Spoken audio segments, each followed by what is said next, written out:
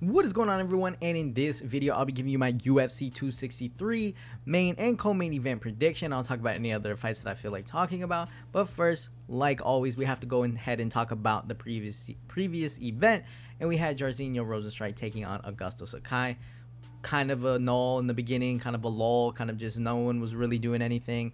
And then at the very last second, you saw Rozenstruik able to go in there and just pop off and tag him very badly. And then he finished him off on the floor with the TKO. In the co-main event, was an unfortunate co-main event for me because I had Walt Harris. Again, he's winning the fight. He's hurting him very bad. And then next thing you know, you see Walt Harris on the floor. You got Marcin Tybura on top of him, and it just goes the wrong way. And he's able to get the TKO. Walt Harris was kind of just shelling up on the floor. He really wasn't even trying to, get back up or move around. I don't know what it's all about. It's unfortunate because he can win these fights. It's just, I don't know. I guess it's just an adrenaline dump or whatever it may be. But yeah, it's unfortunate. But he could have won that fight. So then we had Santiago Ponzinbbbio taking on Miguel Baeza. And for this one, very great fight by both guys. Back and forth battle. Really liked it. A lot of violence. A lot of going forward. Just trading. Great fight. Probably the best fight on the card. So for this one, it was an overall, I would say, pretty solid. Not a lot of names that I think obviously the casual fans recognize, but people like, if you're a hardcore fan, if you know these guys, it was a pretty exciting card regardless. But then I think obviously we have UFC 263, and for this one, a lot more names. A lot of people are going to be aware of the situation here, so I'm excited to get into this one. I'm excited to talk about it, so I'm going to go ahead and show you guys my picks for the upcoming event, UFC 263, and then we'll go ahead and talk about the main co-main event and the Diaz and Leon Edwards fight.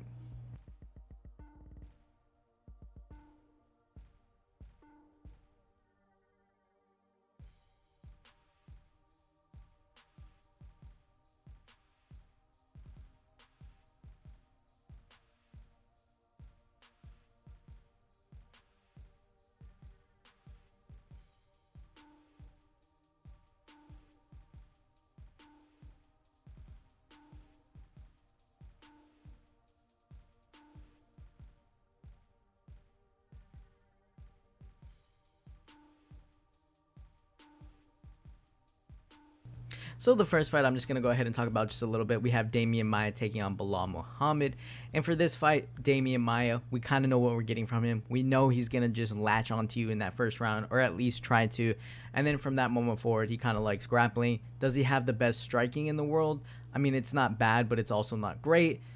Him also grappling, and I think him getting a little bit older, he definitely does put a lot of his energy into grappling. So if someone's able to keep the fight standing and survive the grappling, or at least survive the grappling exchanges, they might be able to take over a little bit. And I think for Belal Muhammad, he obviously got poked in the eye. Not that he was winning the fight against Leon Edwards, but he was getting poked in the eye. Well, he got badly poked in the eye, and he was hanging in there. I mean, he was kind of getting his ass beat, but he was hanging in there. And I think he's a very tough fighter. I think it was just a big step up in competition. And I'm not saying Demian Maia is a step down in competition, but I like that Belal Muhammad definitely has some pretty crisp boxing. He can mix in the kicks here and there. He has great cardio. And he is also one of these guys that I think he can hold his own with the grappling. Is Demian Maia going to just maul him to the floor? I really don't see that happening, at least not early on. Can he catch him? Yeah, of course, it's Demian Maia, but I would be more willing to say that Belal Muhammad's going to be able to survive that early onslaught, if there even is an early onslaught of grappling, and kind of be able to piece him up over the course of 3 rounds and just be able to kind of outstrike him. And maybe Demian Maia gets him on the floor, but I do have trust in Belal Muhammad for this one. So I'm going to go with Belal Muhammad to defeat Demian Maia. I think he's just going to kind of pick him apart, stay away from getting taken down, and then I think he can go ahead and get a pretty decisive decision. So I'll go Belal Muhammad to defeat Demian Maia by a decision. And then we move on into the next fight, and we have Leon Edwards taking on Nate Diaz. And for Nate Diaz, we know what we're getting. I think for Leon Edwards, well, actually, no, that's not true. For Nate Diaz, we kind of don't know what we're getting because of the layoff and because, but we kind of understand him as a fighter. The cardio machine. He has a good chin. He's kind of willing just to trade back and forth. He'll eat damage just so he can tire you out and then try to get you later on in that fight. So it'll be interesting to see. And I think this is a 5-round fight, so obviously I think both guys are ready to do a 5-round fight. It's just a matter of whether or not Diaz is able to do more here. Another thing that concerns me for Diaz is whether or not he loses this fight. If Leon Edwards is able to hit him with an elbow, whether it's in the clinch, whether it's on the floor, whether he kicks him, who knows, and he opens up Diaz's scar tissue and he starts bleeding everywhere and all this stuff, and they stop the fight, it's a 5-round fight. But if Edwards is able to kind of piece him up and do some damage, they might stop the fight just because Diaz is bleeding from his, his eye, his forehead, wherever the cut may be. And that's just unfortunate because, Diaz will be upset, he let me fight, but they'll call off the fight and Edwards will win. Looking at Edwards in his last fight against Belal Muhammad, whether or not Belal Muhammad was a significantly, hindsight, step down in competition, whatever it may be, Edwards is definitely ready to fight. He has the great cardio. He knows how to point fight to win the victory. But he's also, he also has a lot of power in his striking. He has some pretty good kicks. Which is something that, if he's able to just keep kicking Diaz, whether it's to the legs or whether it's to the head, he can definitely piece up Diaz over time. And I think it would be silly if Diaz goes into this fight thinking that Edwards is not going to be able to really do damage and he's just going to hold him on the floor. Because if that's what he's preparing for, Edwards definitely can mix in the striking and compete at that level.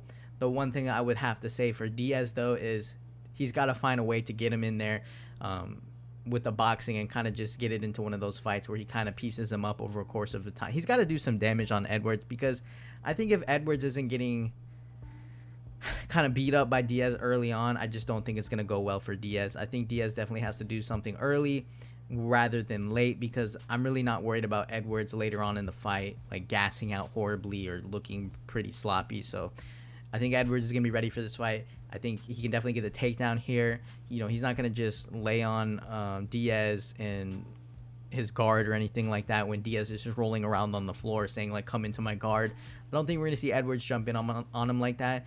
I think Edwards might keep it standing for the majority of the fight and mix in the clinch against the fence, stuff like that. But we'll have to see. Obviously, he's a minus 525 favorite. And then you have Diaz a plus 415. So, I mean, they're obviously expecting Edwards to win pretty convincingly. And Diaz is not supposed to win this fight.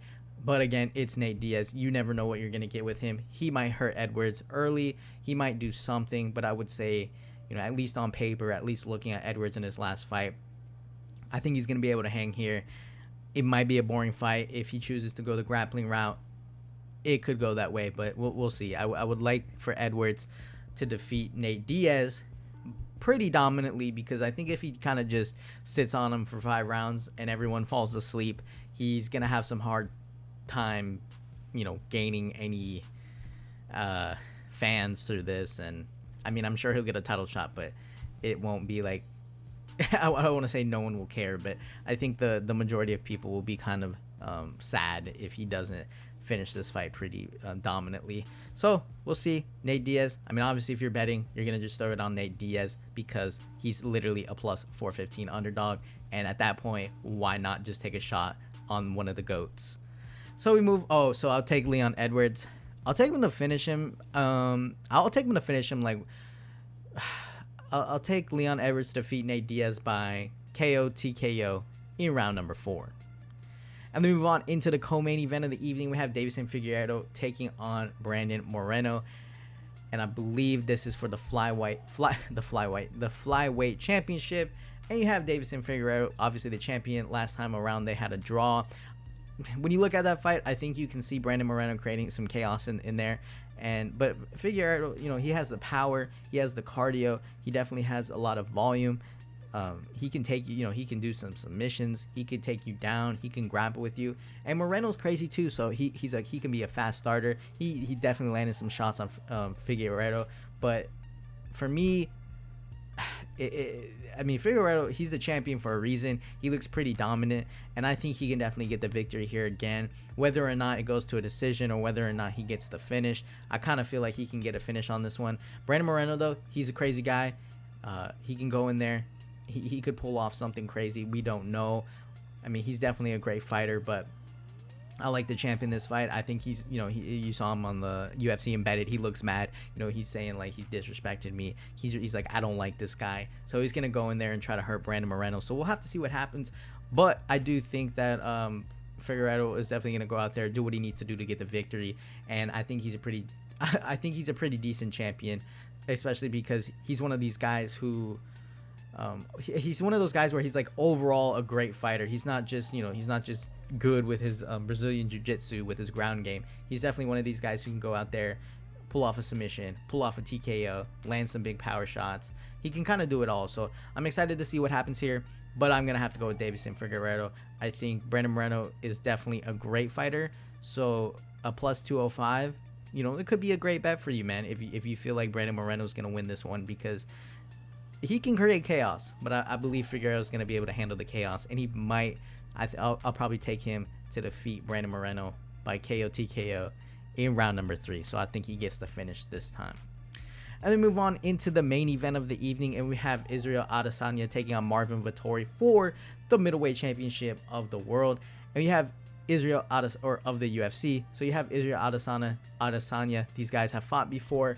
It was a split decision, but man, when I watched that fight, outside of Marvin Vettori, kind of landing the takedown and holding him there, but not really doing much, and that's just on the judges, unfortunately. Some judges, the guy's just taking him down and literally sitting on him, and they're like, oh, he won the round, dominant, whatever. But then some people score the fight more close because they're like, okay, you took him down, but you really just didn't do anything there. And outside of that, like getting the takedown, I feel like Adesanya was really piecing him up on the feet, and really you could tell that the striking was just completely different. The distance control was completely different. The different types of striking from Adesanya was different. The volume, the power behind the shots, and just landing the better, more effective shots from Adesanya on Marvin Vettori. I felt it was just kind of obvious, and I understand that Vettori's been working, he looks really jacked and all that, but I think a lot of people are looking at the previous fight of Adesanya with Jan Blachowicz and kind of saying, hey man, he got taken down, he's going to get taken down here, he's just going to get grinded out. But when you look at that fight, Adesanya is not a light heavyweight. Now granted, could he fight there against someone maybe that wasn't a grappler and win? Of course, but I think in that fight he might have underestimated just the grind of Blachowicz and the size of Blachowicz in that fight. So, and he didn't get a finish. It's not like Adesanya just got his ass beat or anything like that. He got taken down, man. He kind of got outstruck, taken down, and just that was pretty much it. It wasn't really anything else. So I don't think that's something to kind of go, oh man, I just got absolutely destroyed by the light heavyweight champion. So I'm just, I'm out here. I'm just gonna get taken down in 10 seconds. So I think if Vettori is just shooting for takedowns, I think Adesanya can make him pay. I think if that fight stays standing and you have 5 rounds to do it instead of 3, I really do think, man, he could piece him up, and I think he can land the better shots, and Vettori is just going to be eating shots. But like I said, Vettori, maybe, I don't know. I feel like him looking towards the striking and trying to just outstrike Adesanya, I mean, we'd have to really see him change, his shots. I mean, I know he has power, but I just feel like he knows that he's probably going to end up grappling with him. So we'll see what happens, but I do believe Adesanya probably working on takedown defense, always working on takedown defense, and I think his stand-up, it's just going to be a lot better than Marvin Vettori, even though there has been change, because if we only think Vettori's getting better, you obviously have to look at Israel Adesanya. So for me, I got to go with Israel Adesanya on this one. Do I think it'll go the distance? No, I don't think it's going to go the distance. I think someone's going to get hurt. I think there's some bad blood in here, so I do think someone's going to go for it. So I'll take Israel Adesanya. I'll take him to win by KO TKO in round number 2. But I do think it's going to be... I think it'll be a competitive fight. I don't want to say like Adesanya's just going to stomp on him or anything like that. So we'll see what happens. But yeah, Israel Adesanya, KO TKO, round number 2. And that'll do it, guys, for my UFC 263 main, co-main, and a little bit of the other fights predictions. Thank you guys for watching. Make sure you hit the subscribe button if you want to. Hit the like button, always helps me get out there more. So I appreciate it. And I hope you guys enjoy the fights. And I'll see you guys in the next video.